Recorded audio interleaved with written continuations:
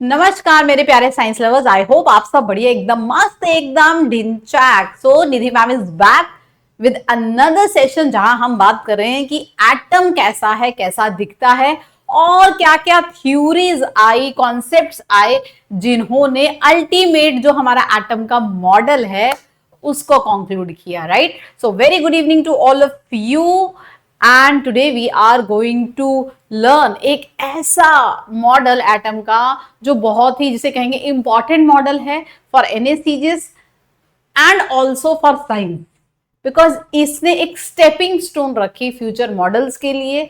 Right, so very important and that is also part of your 9th-10th science school curriculum. तो you should definitely understand. हालांकि school में इतना depth में नहीं होता जितना आज हम पढ़ने वाले हैं, समझने वाले हैं, बट कोई भी बच्चा जो एनएसीजीएस की तैयारी कर रहा है या फिर जो नया एग्जाम आया है एससीएचएसएस उसकी तैयारी कर रहा है, तो उनको ये बोहर्स मॉडल की, बोहर ने क्या मॉडल दिया था एटम का, उसके बारे में जानना बहुत जरूरी है। Right guys, so and one another thing guys, NACGS quantum batch live हो चुका है। जो भी बच्चा लेगा उसे सारी रिकॉर्डिंग्स एक साथ मिल जाएंगी, तो आप कभी भी लोगे तो यू विल गेट द पूरा bulk of physics, chemistry, biology की सेशंस की रिकॉर्डिंग। राइट, जो भी आपको लगता है चैप्टर आपके वीक है, आप पढ़ना चाहते हैं एज पर एनएसीजीएस अपनी कन्वीनियंस के हिसाब से, अपने समय के हिसाब से, दिन के हिसाब से, you can cover NACGS syllabus at your own pace, at your own time, right? So link video के डिस्क्रिप्शन बॉक्स में है। Very nominal, very affordable price 1499 बच्चों। चलो अब आगे बढ़ते हैं और बात करते हैं आज के सेशन की कि हम क्या पढ़ने वाले हैं आज के सेशन में। That is Bohr's model. Right, so आज हम बात करेंगे बोहर्स मॉडल की बच्चों। Got it? Bohr's atomic model. Bohr ने एटम के मॉडल के बारे में क्या बताया, तो सबसे पहले कुछ चीजें जिन्हें मैं हाईलाइट करना चाहती हूं। राइट, बोहर ने जो अपना एटॉमिक मॉडल दिया, बोहर ने एटॉमिक जो मॉडल दिया, that is by studying the spectra of hydrogen atom. Hydrogen atoms का सैंपल लिया, उसका स्पेक्ट्रा स्टडी करके दिया। राइट, अब स्पेक्ट्रा क्या होता है उस पर मैं बाद में आती हूं बच्चों। राइट, बट पहले आप लोग ये जान लो कि बेसिक फंडामेंटल क्या रहते हैं। तो आपका एटम है, एटम में इलेक्ट्रॉन है, तो बेसिकली एटम के अंदर बहुत सारे एनर्जी स्टेट्स, एनर्जी लेवल्स हैं। राइट, इलेक्ट्रॉन जब अपनी लोएस्ट एनर्जी स्टेट में होता है, जिसे बोलते हैं उसकी ground state, lowest energy state, that is also known as ground state. क्या बोला जाता है बच्चों? उसको ग्राउंड स्टेट बोला जाता है। वहां वो सबसे स्टेबल है, मोस्ट स्टेबल स्टेट है, ग्राउंड स्टेट है, उसका घर है।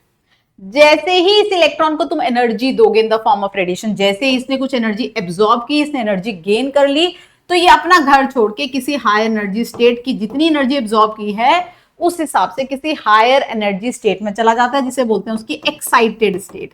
बट क्योंकि एनर्जी बढ़ गई है, ये स्टेबल तो नहीं रहा, स्टेबिलिटी कम हो गई है, because energy is inversely proportional to stability, याद रखो। राइट, तो जैसे ही इसने एनर्जी एब्जॉर्ब की, हायर एक्साइटेड स्टेट में, एनर्जी स्टेट में चला तो गया, बट वहां पर ये काफी ज्यादा परेशान और अनस्टेबल है, घर की याद आ रही है, होमसिक फील कर रहा है। राइट, तो वापस कैसे आएगा? एनर्जी एब्जॉर्ब करके गया था जितनी एनर्जी, सपोज इन दोनों एनर्जीज के बीच का जो डिफरेंस है दैट इज डेल्टा ई, तो कितनी एनर्जी एब्जॉर्ब करके गया था? जितना इन दो लेवल के बीच में एनर्जी का डिफरेंस है। अब इसको अगर वापस अपनी एनर्जी को लोअर करना है, उतनी ही एनर्जी एमिट करनी पड़ेगी, निकालनी पड़ेगी in the form of radiation. तो जब इलेक्ट्रॉन एनर्जी एब्जॉर्ब करता है, उसकी एनर्जी बढ़ जाती है, वो एक्साइटेड स्टेट में पहुंच जाता है और वापस से ग्राउंड स्टेट पे आना चाहता है, तो उसके लिए उसे उतनी ही एनर्जी निकालनी पड़ेगी, एमिट करनी पड़ेगी। रेडिएशन की फॉर्म में वो एनर्जी एमिट करता है। राइट, सो ये है basic concept of electronic transition की, इलेक्ट्रॉन ऊपर नीचे एनर्जी कम ज्यादा कैसे करता है। तो बोहर जी ने एटम को स्टडी करना था। राइट, तो उसके लिए उन्होंने क्या किया? उन्होंने एक हाइड्रोजन का सैंपल लिया और उसको हीट किया। हीट करने पे क्या हुआ? जो हाइड्रोजन एटम्स के इलेक्ट्रॉन्स थे उन्हें एनर्जी मिली और वो हायर एनर्जी स्टेट में चले गए। Right, yes. अब वहां पर वो इलेक्ट्रॉन अनस्टेबल हैं, तो जैसे ही बोहर जी ने वो जो एनर्जी हीट का सोर्स हटाया, तो इलेक्ट्रॉन हायर एनर्जी स्टेट में थे, अब उनका वापस से घर की याद आ रही है, घर जाना है, तो उन इलेक्ट्रॉन्स ने क्या किया? वापस से एनर्जी एमिट करनी शुरू की और वापस से अपने ग्राउंड स्टेट में आना शुरू किया। तो वो जो एनर्जी उन्होंने एमिट की उसको फोटोग्राफिक प्लेट पे नोट कर लिया कि कौन कौन सी एनर्जी की वेवलेंथ, कौन कौन सी रेडिएशन की वेवलेंथ ये इलेक्ट्रॉन जो है एमिट कर रहे हैं। Right, got it? तो that is known as emission spectra. Spectra means group of different wavelength. तो हाइड्रोजन जब एक्साइट किए गए एटम्स, जब वो डी एक्साइट हुए तो उन्होंने जो रेडिएशन, जो वेवलेंथ निकाली अपनी घर वापसी के लिए, एक्साइटेड स्टेट से ग्राउंड स्टेट पे आने के लिए, उन सारी वेवलेंथ को नोट किया। तो बोहर ने क्या किया, एमिशन स्पेक्ट्रा स्टडी किया कि कौन कौन सी वेवलेंथ हाइड्रोजन एटम्स जब ग्राउंड स्टेट पे आते हैं एक्साइटेड स्टेट से एमिट कर रहे हैं, एंड उनकी स्टडी करके ही बोहर ने अपना मॉडल दिया, बोहर ने अपने एटम के बारे में कुछ बताया। राइट, तो बोहर ने देखा जब हाइड्रोजन एटम के इलेक्ट्रॉन किसी हायर एनर्जी लेवल पे जाते हैं, तब वो वापस जब ग्राउंड स्टेट पे आते हैं तो कुछ पर्टिकुलर वेवलेंथ ही एमिट कर रहे हैं, कुछ पर्टिकुलर वेवलेंथ की ही रेडिएशंस को एमिट कर रहे हैं। ऐसा नहीं कि हर रेडिएशन को वो एमिट कर रहे हैं, कुछ स्पेसिफिक रेडिएशंस ही हैं जो हाइड्रोजन एटम्स में से निकल रही हैं, एमिशन स्पेक्ट्रा में दिख रही हैं। इसका मतलब कुछ particular value of energy he hydrogen atoms के इलेक्ट्रॉन जो है वो रिलीज कर रहे हैं। राइट, सो फॉर एग्जांपल मान लो मेरे पास ये 3 एनर्जी लेवल है। सपोज फर्स्ट की एनर्जी है 2 जूल, इसकी एनर्जी है 4 जूल एंड इसकी एनर्जी है 7 जूल। राइट, इलेक्ट्रॉन इधर है, इलेक्ट्रॉन ने एनर्जी एब्जॉर्ब की से 5 जूल की, 5 जूल की एनर्जी एब्जॉर्ब करके कहां चला जाएगा, 2 जूल है, 5 जूल एब्जॉर्ब की तो 7 होगा, तो इधर पहुंच गया। राइट, तो ये एब्जॉर्ब कर रही है एनर्जी। अब वापस जब हाइड्रोजन इस इलेक्ट्रॉन को आना है तो कैसे आ सकता है, या तो डायरेक्टली 7 जूल की एनर्जी एमिट कर दे, रेडिएशन एमिट कर दे जिसकी एनर्जी 7 जूल है, या फिर इन स्टेप्स, मतलब पहले 7 से 4 आए मतलब 3 जूल की एनर्जी एमिट की, राइट, एंड देन 4 से 2 आए मतलब अगेन 2 जूल की एनर्जी एमिट की। तो बेसिकली ये 3 तरह की ही रेडिएशन एमिट कर सकता है, यही 3 तरीके की रेडिएशन दिखेंगी। क्या इलेक्ट्रॉन कभी इस प्रोसेस के अंदर 5 जूल की एनर्जी एमिट, क्या इलेक्ट्रॉन इसके अंदर कभी, ये 5 जूल है, 3 है, 2 है, इस प्रोसेस के अंदर कभी 4 जूल की रेडिएशन एमिट करेगा? नहीं। क्या इलेक्ट्रॉन 1 जूल वाली रेडिएशन एमिट कर रहा है, निकल रही है उसमें से? नहीं। या तो 5 जूल या फिर 2 जूल या फिर 3 जूल, या डायरेक्ट जंप या फिर स्टेप्स में जंप। राइट, सो बोहर ने कहा क्योंकि पर्टिकुलर वेवलेंथ, पर्टिकुलर एनर्जी की ही रेडिएशन निकल रही है बच्चों, इसका मतलब क्या है, जो हाइड्रोजन एटम के अंदर एनर्जी लेवल्स हैं उनकी एनर्जी फिक्स है, कुछ पर्टिकुलर वैल्यूज ही पॉसिबल है एनर्जी लेवल्स की। राइट, ऐसा नहीं कि एनर्जी लेवल की कोई भी वैल्यू, अदरवाइज हर वैल्यू की रेडिएशन एमिट होती। राइट, सो इसी से, इन्हीं सब थॉट्स के साथ बोहर ने अपना एटॉमिक मॉडल बताया कि किस तरह से एटम को होना चाहिए। Got it? सो बोहर जी का, नील बोहर जी का एटॉमिक मॉडल, सबसे पहले जिन्होंने एनर्जी शेल्स, एनर्जी लेवल्स की बात की, इलेक्ट्रॉन की एनर्जी की बात की, एंड ऑफ कोर्स ही आल्सो यूज्ड प्लैंक की क्वांटाइजेशन थ्योरी। प्लैंक की जो क्वांटाइजेशन थ्योरी थी ना, थी तो लाइट को लेकर, बट देखो इसकी application in atomic model. Right, so beautiful theory जिसकी वजह से आइंस्टाइन जी को नोबेल प्राइज मिला, और नील बोहर ने अपना एटम का मॉडल दिया कि भाई एटम के अंदर जो एनर्जी लेवल्स हैं दे आर क्वांटाइज्ड, मतलब उनकी कुछ डिस्क्रीट वैल्यू ही हो सकती है एनर्जी की। ऐसा नहीं कि 1.3 भी है, 1.4 भी है, 1.5 भी एनर्जी लेवल की वैल्यू है।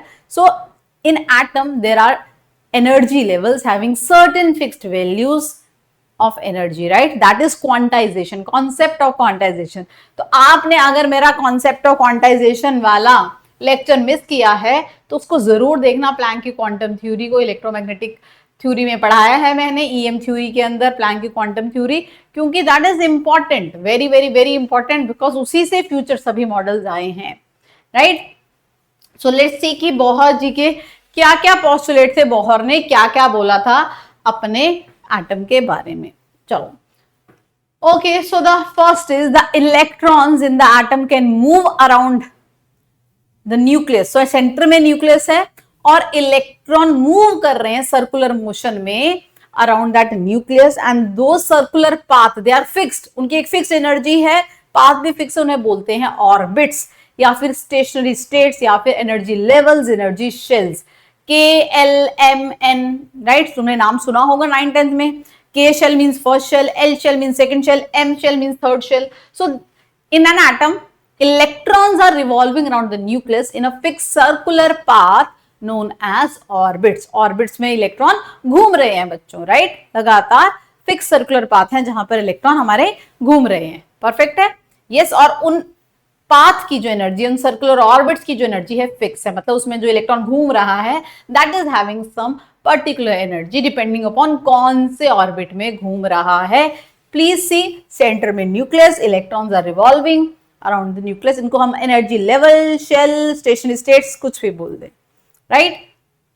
चलो अब नेक्स्ट चीज, जब तक इलेक्ट्रॉन अपने ऑर्बिट में है, जब तक अपने ऑर्बिट, अपने पाथवे में है, तब तक ना तो एनर्जी एब्सॉर्ब करेगा ना ही एनर्जी लूज कर रहा है। लेकिन जब वो इलेक्ट्रॉन एनर्जी एब्सॉर्ब कर लेता है, कोई रेडिएशन आई, उसने एनर्जी, उसका पैकेट एब्सॉर्ब कर दिया, एक इलेक्ट्रॉन एक क्वांटा एब्सॉर्ब करेगा, राइट? सो जब उस रेडिएशन का एक क्वांटा एब्सॉर्ब कर लिया, उसकी एनर्जी बढ़ गई, तो अपना ऑर्बिट, अपना शेल छोड़ के किसी हायर एनर्जी वाले शेल में चला गया, डिपेंडिंग अपॉन उसने कितनी एनर्जी एब्सॉर्ब की, राइट? यस। तो जितना दो शेल के बीच का एनर्जी डिफरेंस है उन्हीं में ट्रांजिशन होगी।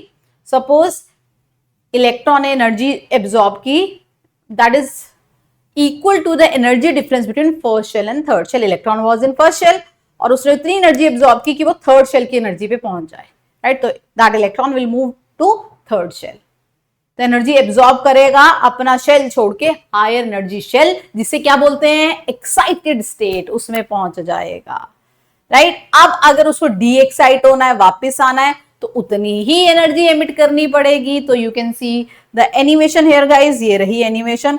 सो इलेक्ट्रॉन एनर्जी एब्सॉर्ब की, हाई एनर्जी शेल, वापस आने के लिए उतनी ही एनर्जी, उतनी ही वेवलेंथ एनर्जी वाली रेडिएशन को एमिट करना पड़ेगा जितना दो शेल्स के बीच में एनर्जी डिफरेंस है, राइट? फॉर एग्जाम्पल, अगर इलेक्ट्रॉन मेरा E1 एनर्जी वाले शेल में है जिसकी एनर्जी इक्वल टू E1 है, तो अगर उसे E2 शेल पे पहुंचना है जिसकी एनर्जी E2 है, तो उसे कितनी एनर्जी एब्सॉर्ब करनी पड़ेगी, that is equal to the difference between the two energy levels, E2 minus E1। Got it? Yes guys, चमकती है ये बात सबको? परफेक्टो?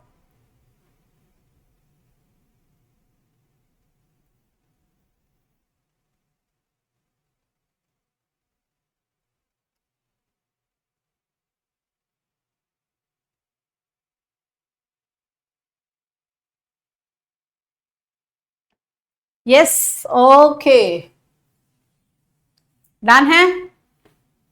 चलो, जितनी एनर्जी एब्सॉर्ब करके गया उतनी ही टोटल एनर्जी एमिट करके वापस ग्राउंड स्टेट में आएगा। So this is delta E, the energy difference between two shells, that is equal to the दो शेल जिनके बीच में इलेक्ट्रॉन अप डाउन कर रहा है, ट्रांजिशन कर रहा है, उनके बीच का energy difference. Got it? Next, very important, this is please, only those orbitals are permitted in which the angular momentum of the electron, what is angular momentum, because circular motion में है तो उसका जो मोमेंटम होगा mvr होगा। mv is the linear momentum, क्योंकि r वाले radius में सर्कल में घूम रहा है तो it has angular momentum, that is nvr।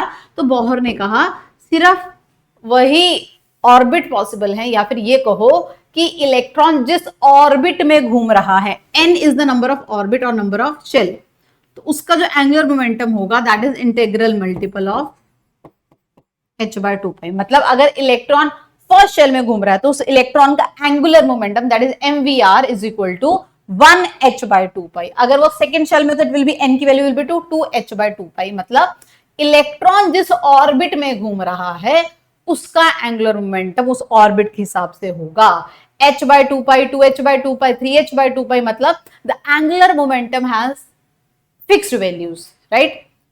या वो h/2π होगा, 2h/2π होगा, 3h/2π होगा, right? It cannot have any value. That also shows that angular momentum of the electron is also quantized. It has only certain discrete value. It is the multiple of h by 2 pi, right? n क्या है? What is n here? Orbit number या shell number, जिस orbit में electron घूम रहा है around the nucleus, Bohr orbit, right?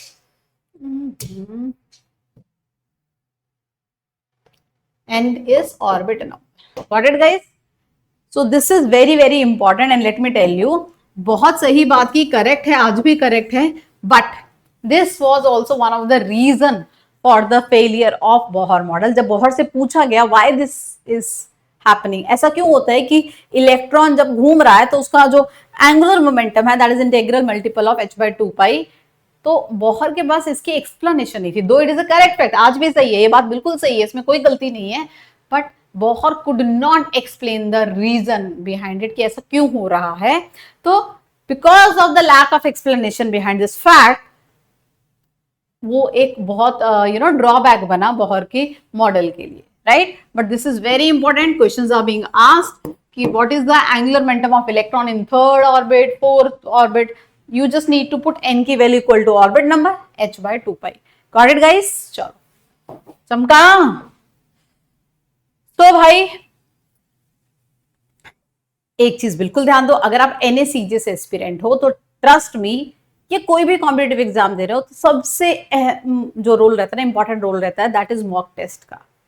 जब तक आप मॉक टेस्ट नहीं देते हो उस एग्जाम के लिए, that means you are not adapting yourself for that exam, because हर एग्जाम का पैटर्न, स्ट्रैटेजी, कंस्ट्रेंट्स अलग होते हैं, टाइम मैनेजमेंट करना होता है, एग्जाम टेम्परामेंट को सीखना होता है. फिजिक्स, केमिस्ट्री, बायोलॉजी अगर आप पढ़ रहे हो NACJ के लिए, तो मॉक टेस्ट से खुद को उस मोड में ढालना ना भूले. So mock test series is running 899. पुराना टेस्ट कोई मिस होगा तो आपको मिल जाएगा, राइट? वो भी अवेलेबल रहेगा डैशबोर्ड पे आपके वेदांतु के. So you can be a part of this all India NACJ mock test series at 899 guys.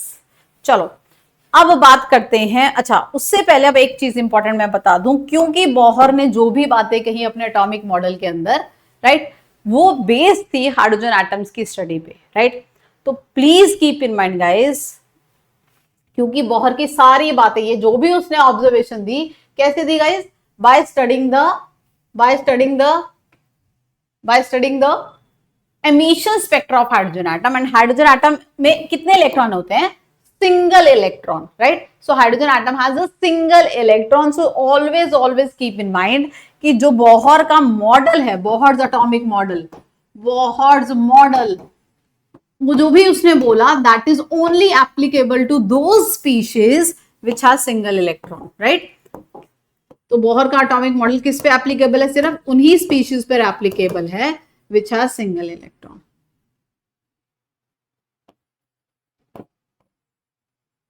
Single electron species, because जो भी बोला that is on the basis of hydrogen atom which has a single electron. कौन सी single electron species हैं? जैसे hydrogen हुआ है ना, helium positive हो गया, लिथियम 2 पॉजिटिव आयन हो गया, ऐसे ही बेरिलियम 3 पॉजिटिव आयन हो गए, इन सभी में सिंगल इलेक्ट्रॉन है. So Bohr model is applicable to just single electron species. Keep in mind, important है, ध्यान रखना, नोटवर्दी है. जिनमें एक से ज्यादा इलेक्ट्रॉन है उनके लिए बोहर का मॉडल एप्लीकेबल नहीं है. तो आपको अब समझ आ रहा है ना कि बोहर का मॉडल करेक्ट होने के बावजूद क्यों नहीं चला? क्योंकि ये सिर्फ उन्हीं के लिए था जिनमें एक इलेक्ट्रॉन है, because he studied hydrogen atom and अपने ऑब्जर्वेशन के बेस पे उसने ये मॉडल दिया था. That was purely based on hydrogen atom behaviour, right? चलो अब सबसे इंपॉर्टेंट बात आगे की, फॉर्मूलाज जिस पे क्वेश्चंस आते हैं बेटा. तो फॉर्मूलाज हैं जिन पे क्वेश्चंस आते हैं, right?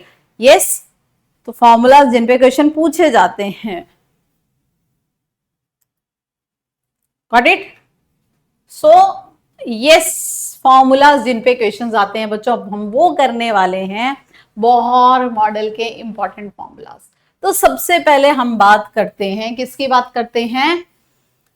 Velocity of electron in nth Bohr orbit. मतलब n is the number of orbit. Electron घूम रहा है एक ऑर्बिट में अराउंड द न्यूक्लियस, उसकी कुछ वेलोसिटी होगी.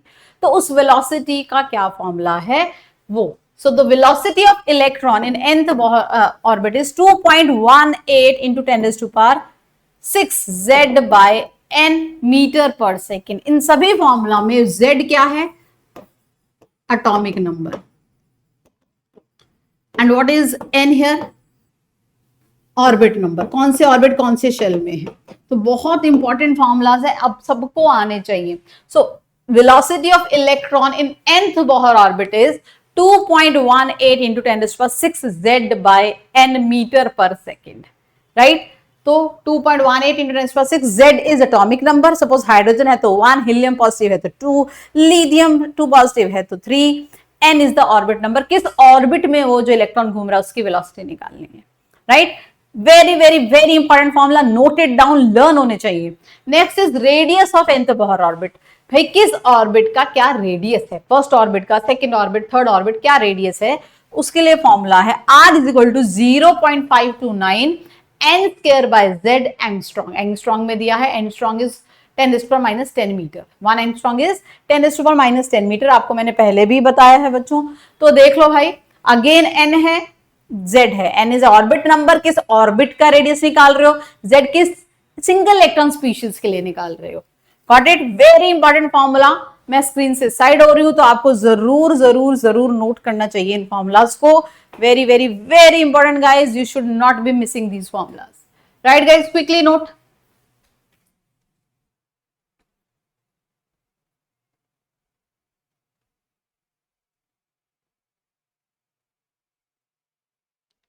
Now let us move on to the next. Energy of electron. Electron घूम रहा है अराउंड द न्यूक्लियस, तो उसकी एनर्जी है total energy, that is the sum of potential energy plus kinetic energy, right? Kinetic energy of course it has a motion, घूम रहा है। Potential energy क्यों? क्योंकि in chemistry I have told you potential energy मतलब energy of interaction. Nucleus और electron में जो attraction की फोर्स है, फोर्स ऑफ अट्रैक्शन है, राइट? तो वो फोर्स ऑफ अट्रैक्शन की जो यू नो एनर्जी है, फोर्स ऑफ अट्रैक्शन जो है दोनों के बीच में, उसकी जो एनर्जी है because of that interaction, that is known as potential energy. तो एक इलेक्ट्रॉन हो जो ऑर्बिट में घूम रहा है, उसकी जो एनर्जी है that is the total energy of electron, kinetic energy plus potential energy, right? तो फॉर्मूला क्या है? The total energy of electron in nth Bohr orbit. बहुत इंपॉर्टेंट, सबसे ज्यादा यूज होने वाला formula, very very very important, you should all know. Electron की total energy nth Bohr orbit में -13.6 z square by n square electron volt per atom. तो electron volt वाली value frequently use होती है। 1 electron volt is this joules, right? Electron volt is also unit of energy. So अगर आपको joule per atom में it is 21.8 इंटू 10⁻19 z square by n square. But सबसे ज्यादा जो फ्रीक्वेंटली यूज्ड यूनिट है for energy that is electron volt per atom. E total क्या है? Kinetic plus potential energy, total energy of electron. बहुत important formula again, z is atomic number, n is orbit number. Kinetic energy of electron because it has a motion plus potential energy of electron because of attraction between electron and nucleus, right? Note it down, very very very important, everyone should know total energy. So in सबकी derivation, mathematical formulation of Bohr model, radius, velocity and total energy के फॉर्मूले को you can derive easily, but क्योंकि NaCGS है, time limited है, तो I am not going into the details of the derivation, but आप कर सकते हो अगर आपके पास समय है, आप इच्छुक हो। Otherwise you should keep, ultimately तो आपको फॉर्मूला ध्यान रखना है, right? You should keep the formulas in mind. So the relation between kinetic potential and total energy is also there, guys. You can see here. What is the relation between the three energy of electron in nth orbit?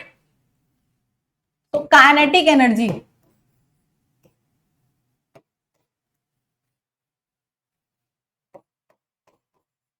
and potential energy का ये relation है. You can see here. This is the relation between kinetic energy and potential energy of electron. Right? Yes.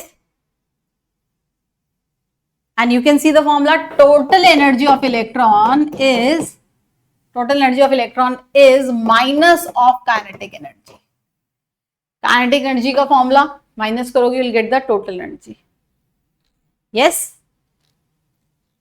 and total energy of electron is half of potential energy, right? So these are the formulas that you can see.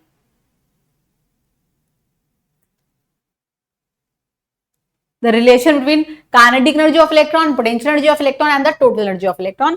And of course, as I already told you, total energy of electron is the sum of potential energy plus kinetic energy. Now the next question comes कि ma'am ये electron की energy negative क्यों है? Why there is a negative sign in total energy? आपने formula भी बताया, that is also minus 13.6 z square by n square electron volt per atom. So what is the significance of this negative sign? क्या मतलब है इस negative sign का इन energy formula, वो देखते हैं बच्चों. तो why the energy is negative? Electron की एनर्जी नेगेटिव क्यों है? सिग्निफिकेंस ऑफ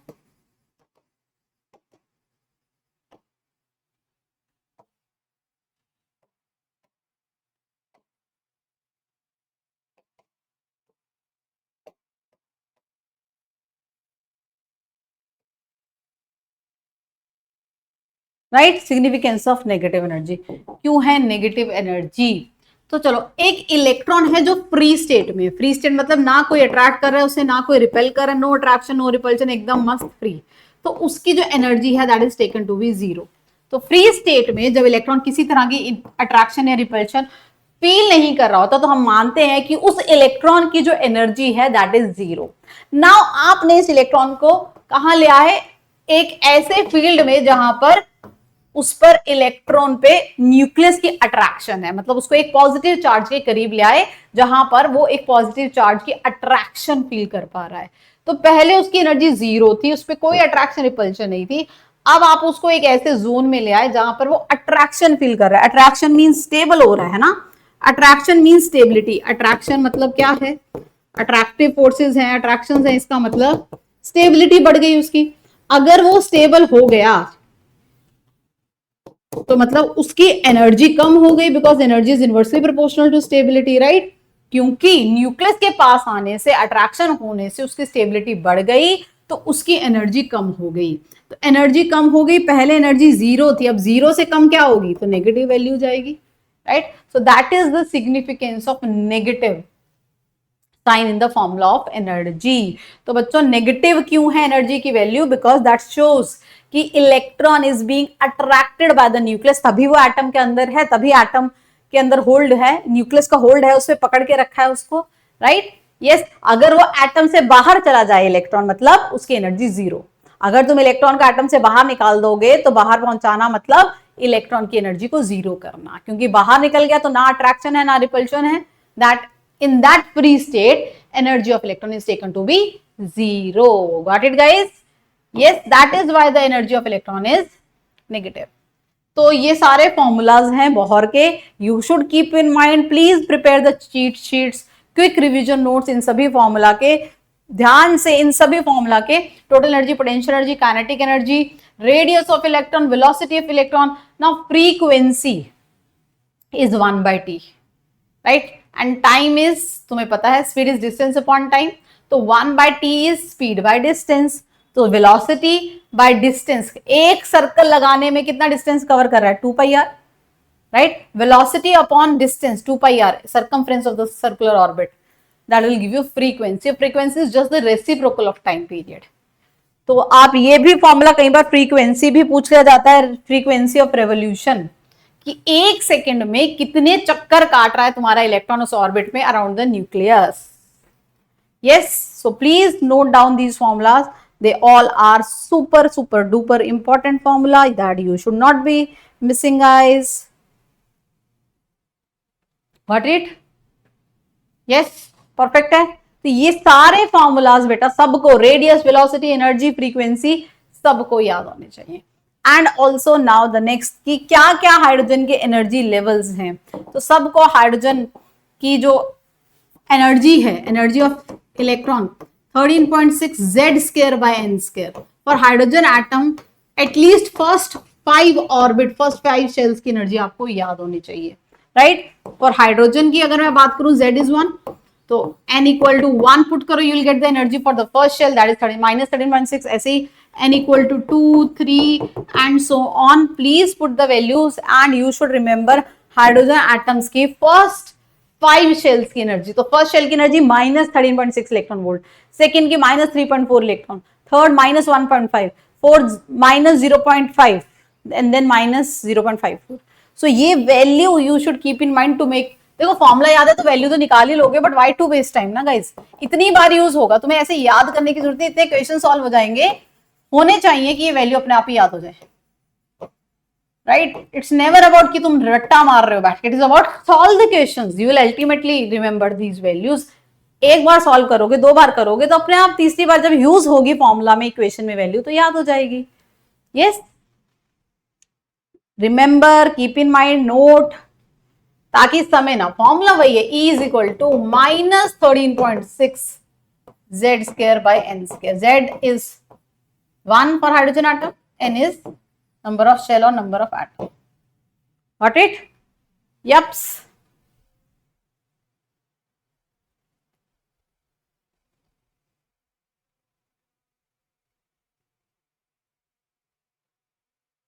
चलो, हो गया, डन है.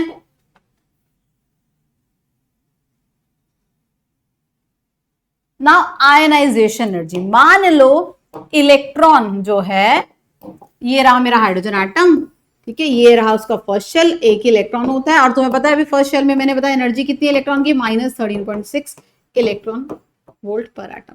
तो इसकी एनर्जी इतनी है इलेक्ट्रॉन की फर्स्ट शेल में जो एनर्जी रहती है. अब तुम्हें इस इलेक्ट्रॉन को एटम से बाहर करना है, राइट. तो कितनी एनर्जी देनी पड़ेगी इसे एटम से निकालने के लिए? That is known as ionization energy. Definition सुनिए. The minimum amount of energy required to remove the electron, valence electron from an atom. तो ये इलेक्ट्रॉन है, एक ही इलेक्ट्रॉन है वैलेंस शेल का, इसको एटम से बाहर करना है तो कितनी एनर्जी देनी पड़ेगी? कम से कम. That is known as ionization energy. तो भाई अभी मैंने बताया, अगर एटम से बाहर करना है, इलेक्ट्रॉन को फ्री स्टेट में पहुंचाना है, तो उसकी एनर्जी करनी है अपने को 0. तो अगर इलेक्ट्रॉन की एनर्जी 0 हो गई, मतलब वो एटम से बाहर हो गया. तो अभी उसकी एनर्जी कितनी है बच्चों? 13.6 -13.6. और तुम्हें उसको लेके जाना है इलेक्ट्रॉन को 0 एनर्जी पे. तो कितनी, कम से कम कितनी एनर्जी देनी पड़ेगी मैम? कम से कम +13.6 इलेक्ट्रॉन वोल्ट दोगे तभी टोटल एनर्जी 0 होगी.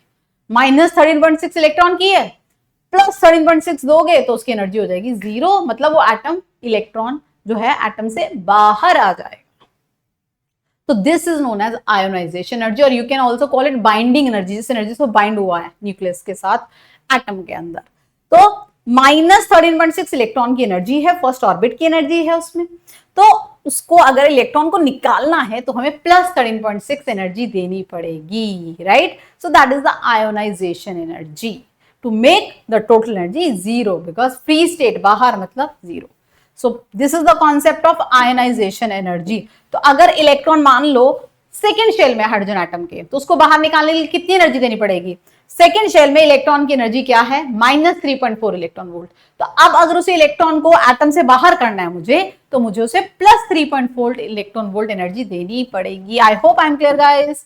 चमक गया तुम लोगों को, right. Now let us solve some questions on this because they are very very very important. NACGS वाले कान खोल के सुन लो. फॉर्मूलाज, उस पे based question, direct application. Formula पता, वैल्यू पुट, आंसर आ गया. जरूर प्रैक्टिस करो, इतने क्वेश्चन प्रैक्टिस करो जिसके लिए तत्व बुकलेट है बच्चों. भर भर के क्वेश्चन होंगे उसमें कि आपको वैल्यूज याद ही हो जाए क्वेश्चन सॉल्व करते करते. This is the easiest way to learn anything. Solve as many as question possible, ताकि वो क्वेश्चन के थ्रू ही दिमाग में बैठ जाए, right. Now if the radius of first Bohr orbit is a0, पहले बोहर ऑर्बिट का रेडियस a0 है, तो थर्ड का कितना होगा?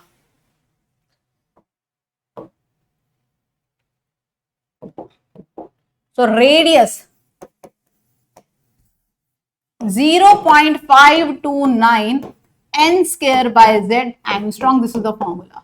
तो फर्स्ट ऑर्बिट n की वैल्यू अगर 1 है तो रेडियस कितना दिया तुम लोगों को? a0.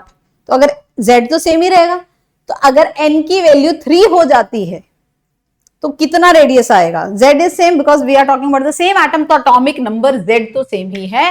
What should be the answer? Quickly solve. Easy peasy lemon squeezy question. You should answer me quickly.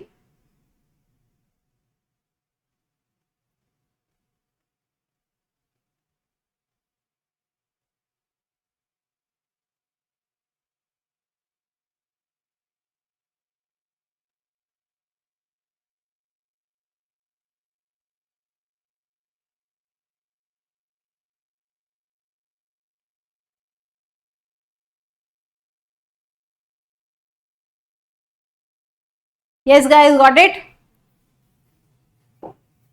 What should be the answer? Indeed, it is 9a, not n square, right? N square, 3 का square is 9. Next question, please. Let's have a next question. Which Bohr's orbit of beryllium 3 positive has the same orbit radius as that of ground state of hydrogen? Ground state of hydrogen means what is ground state?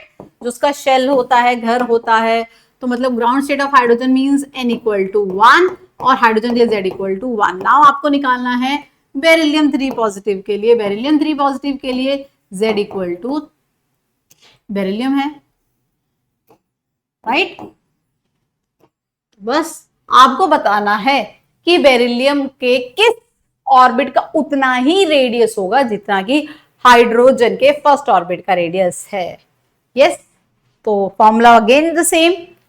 Hydrogen के first orbit का radius होगा 0.529, right? Because n square by z, n is also 1, z is also 1. तो आपको बताना है कि 0.529 angstrom किस orbit का रेडियस होगा for hydrogen atom, for beryllium atom. तो फॉर्मूला 0.529 n स्क्वायर हमें निकालना है. z for beryllium atom is 4. So you can calculate easily what is the value of n here. N is that orbit of beryllium which has the same radius as that of first orbit of hydrogen atom. Now quickly tell me guys, super duper easy. Just using the radius formula, nothing else guys.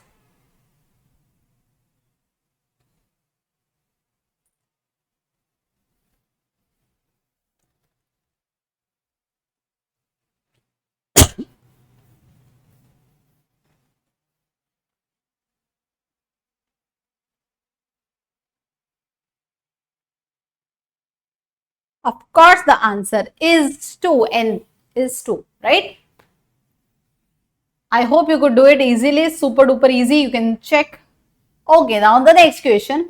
According to Bohr's atomic theory, which of the following relation is correct? इनमें से कौन सा answer like relation is correct? I thought कि answer mark हो गया. चलो, potential energy of electron is z square by n square. Product of velocity of electron and principal quantum number. Principal quantum number is n, orbit का number. यहाँ मैं तुम्हें बता दो, अभी quantum numbers पढ़े नहीं है. Principal quantum number means n, already mention है n. और velocity का product is directly proportional to z square. Frequency of revolution and force of attraction. तो आपको इसके लिए बोहर के सारे फॉर्मूला पता होने चाहिए. अच्छा, बढ़िया क्वेश्चन है जिससे ये पता चल जाएगा कि आपको फॉर्मूलाज कितने पता, कितनी अंडरस्टैंडिंग है मैथमेटिकली बोहर मॉडल की. So let's see if you can answer it quickly.